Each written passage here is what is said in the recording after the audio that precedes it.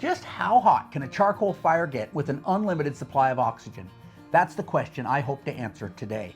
I frequently fire my pottery in my yard using charcoal and a brick enclosure such as you see here. And I have a pretty good idea just how hot and how fast these firings go. But recently I did some experiments trying to fire pottery in a barbecue grill using charcoal. And I kept running into the same issue over and over again. And that was that the grill itself was limiting the amount of oxygen available to the coals, so the fire was burning cooler and longer than I expected. And that got me thinking, is the supply of oxygen to my fire, even in this brick enclosure, being limited by the bricks themselves and even the ground?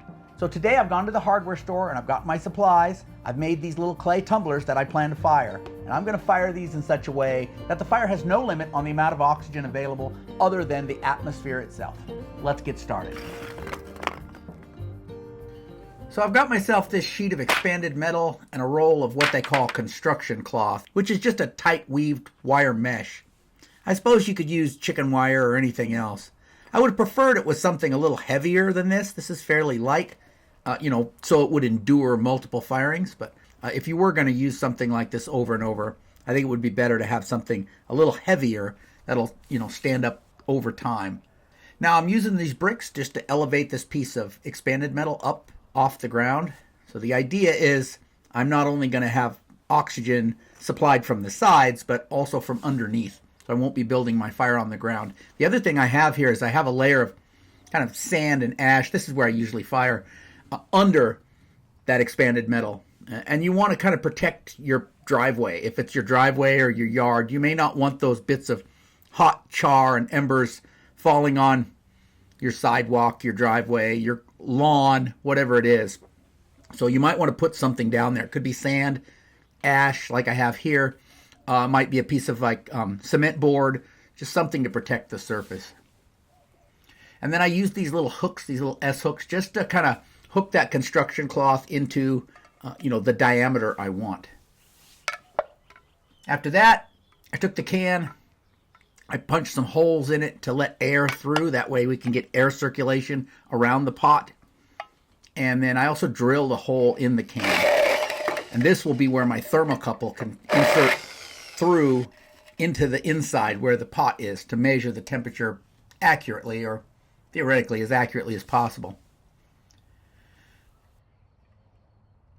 Now I've got 2 bags of charcoal here today, and I plan on trying both of them. You brought charcoal into our house. I didn't know what it was. Luann asked me to hold it for her. I thought it was drugs. So I'm going to do 2 firings. The first one will be with charcoal briquettes, which in the past I've had trouble getting up to temp in a charcoal fire. And the second will be with lump charcoal, which in my experience burns a lot hotter. So we'll see how these do in this new firing method. And then I'm just lifting everything up. So I want there to be coals under the pot. I don't want the pot sitting right on that grate where fresh air can get to it. And so the pot is sitting up on these pieces of brick that are sitting on the expanded metal.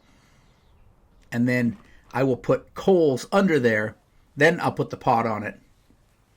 And then when I put the can on, I will set it on top of this little sherd, which is on top of the pot. And that will just, again, lift that up off the pot to allow better air circulation around the pot. Then once that's set up, the hardware cloth goes over the top, and then I'll fill in about half of the charcoal up to the point where that thermocouple goes through. So I'll fill this in carefully, not to knock over the pot and the can.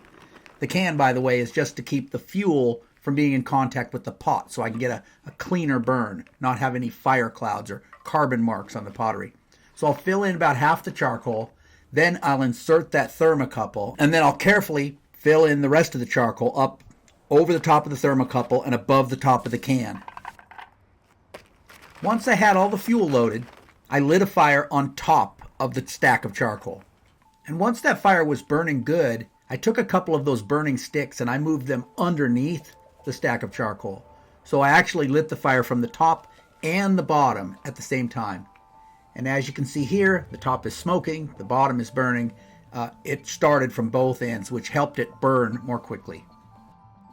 And if you've ever done any barbecuing with charcoal, then you know how frustrating it can be at the beginning. The fire just seems to be progressing so slowly. But once it gets going, it really heats up. And as you can see here, that happened pretty quickly. So the fire started right around 12 o'clock. Now here I am 11 minutes into it. That's not very long. And I'm already at over 300 degrees Celsius. So even though it seems frustrating, when you're there in the moment, it is proceeding rapidly at this point. Now look at this. This one is only 18 minutes in and we're already over 600 degrees Celsius. So again, proceeding quickly, way quicker than with a brick enclosure like I usually do. And here we are 22 minutes in and we've reached 700 degrees Celsius. Now we're starting to turn mud into ceramics. Now, at only 24 minutes into the firing, we have exceeded 800 degrees Celsius. And once we broke 800 degrees Celsius, it seemed to just hang out in that neighborhood for a long time. It was around 820 or so for a great deal of time. You can see the fire is starting to burn down. The top of the can is visible above the coals. It is 45 minutes into the firing, and we have reached our maximum temperature of 850 degrees Celsius. Now, I have reasons to doubt that number, and we'll go into that later. And finally, here's what it looked like 2 hours into the firing. This is just about 2 o'clock. All the coals have burned down to ash, and the temperature's right down to where it should be, pretty much normal room temperature. And we're going to open it up and see what we got.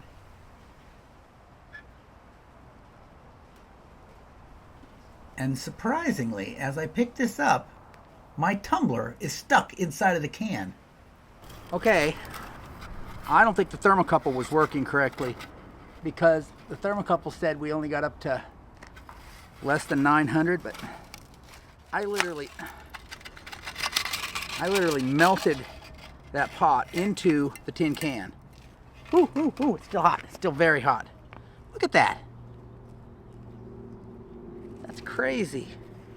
I've never seen anything like that. That is insane. There's the shirt I put in there. Shirt came out great. No problem at all. The can, there's the hole I drilled in there. But look at that. Look at that. I'm gonna need a new can before I do another experiment. That is crazy. And look at that. Shoo-wee, that was hot. That was seriously hot. Wow.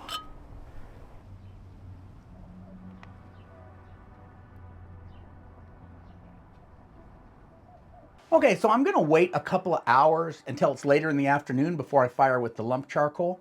And I figured since we have time to burn, I'd go over the top 3 frequently asked questions that I get about primitive pottery firings here on YouTube and on my website. And so the first one is, how long does the pot need to stay in the fire? This is a really common question, and the reason I think I get that is because people are used to firing in electric kilns, and with an electric kiln, you're setting it to fire for a particular given period of time. But in these kind of firings here, where we're making earthenware pottery, the time is not really relevant. The top temperature is relevant. So there's a particular temperature at which that mud is going to turn into ceramic material. Usually it's around 700, 750 degrees Celsius. And once you reach that temperature, you can go ahead and start cooling off. There's no reason to leave it in any longer. The period of time doesn't make any difference. All right, the second question is, can I fire pottery like this in my oven? No way. Your oven doesn't get nearly hot enough. Even on a self-cleaning cycle, an oven's only going to get up to like 900 degrees Fahrenheit. But in order to reach that temperature I was talking about earlier, where mud turns into ceramic material, you need to reach at least like 1300 degrees Fahrenheit. So an oven just won't do that. And the third one, what is the best way to learn about primitive pottery firing techniques? Well, there's a million ways to learn about primitive pottery firing technique. You can do it the way I did it, which is just lots and lots of trial and error and going out every weekend and trying to fire and learning about it just by doing it. But that's the long way. That could take years. The easiest way to learn about primitive pottery firing is by taking my online masterclass, Outdoor Pottery Firing 101. That's going to tell you all the things you need to know to accomplish firing pottery this way. And it's not only going to teach you the basics of getting it done, but it's going to go into some of the principles and the science behind it. So once you understand kind of how it works, then you can try different things, such as I'm doing here today, new ways of firing based on those principles you already understand. So if you want to learn primitive pottery firing the easy way, check out my online masterclass. That's at my website, ancientpottery.how. I'll put the link here on the screen and down in the doobly-doo.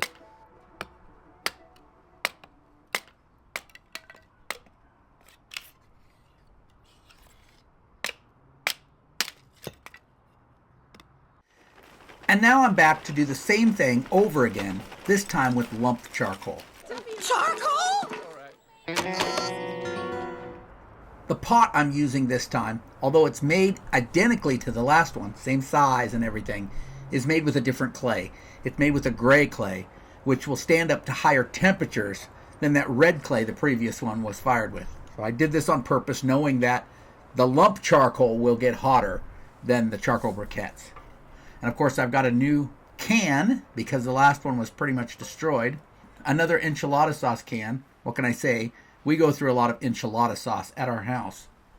In the couple of hours between that first firing and this one, while I was waiting for everything to cool down, I also went in and adjusted that pyrometer a little bit because that last measuring of temperature was way off. That's obvious to me. So it said less than 900, maybe 850, 875 tops. And yet, given what that clay did, I had to have been, if not over 1,000, close to it, over 900 at least. So I'd say I was at least 100 degrees off.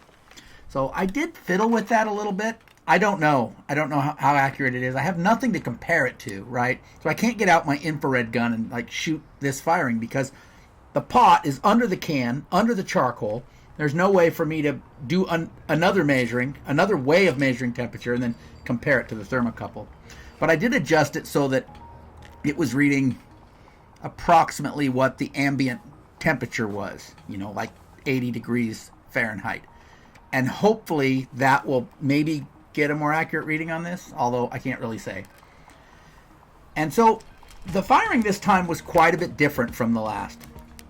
The briquettes took about 2 hours from the time I lit it until I was taking the pot out. This one was more like an hour, all told. It went incredibly fast. But strangely enough, even with the temperature on the thermocouple adjusted up, it didn't get as hot as the last firing. So very strange that the lump charcoal that usually fires so hot actually seemed to fire cooler than, or at least no hotter than, the charcoal briquettes. Perhaps the speed at which it fired was part of the problem. I'm not really sure.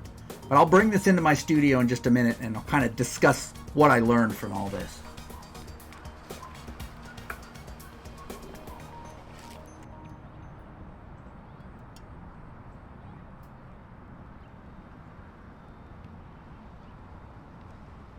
Okay, let's talk about the results. Although neither of these pots is, in a usable form, they're both failures in their own right, I still learned a lot, and I think I might try this firing method again, or at least some variation of it. Let me explain. I really like the briquettes. In the past, I've used briquettes in that brick enclosure, and I've had trouble getting them up to temp. But in this case, obviously, the briquettes were plenty hot. So the briquettes are superior in that they're like less than half the price of that lump charcoal. So it makes the firing a lot more cost efficient. And obviously I can get them hot enough. Obviously the trouble might be, necking that down a little bit. Maybe allowing more oxygen to get in, but not quite so much might be the answer. So maybe some more experiments in that area. This one cracked all up and I don't know why. It is a new clay to me. I just discovered this last fall. So I would like to try that again with a different clay perhaps, because I was very close to success here. Takeaways from this, being able to use briquettes would save a lot of money for people that are firing in their yard and not wanting to buy more expensive lump charcoal. But the other thing is, remember that with a firing like this, in a wire enclosure, the fire itself is visible to those around you. So if you don't have like a fenced backyard or some place to kind of have some privacy to do this, you might invite some interest from your neighbors, people that are not happy with you having an open fire in your yard, people that might call the fire department or the police. So, you might also either want to have this in a little more private of an area, part of your yard where others can't see, or maybe it won't work, or maybe build something around it, maybe build a wall you know, to kind of block the view or the wind from it as well. But overall, real interesting, real educational experience. I'd love to try it again, maybe in the fall, do another follow-up experiment on this. Now, if you'd like to see those previous videos where I was exploring firing in a barbecue grill and not getting the temperatures because of lack of oxygen, I'll link those up right over here. So go watch those. I appreciate you coming with me today. I'll catch you next time.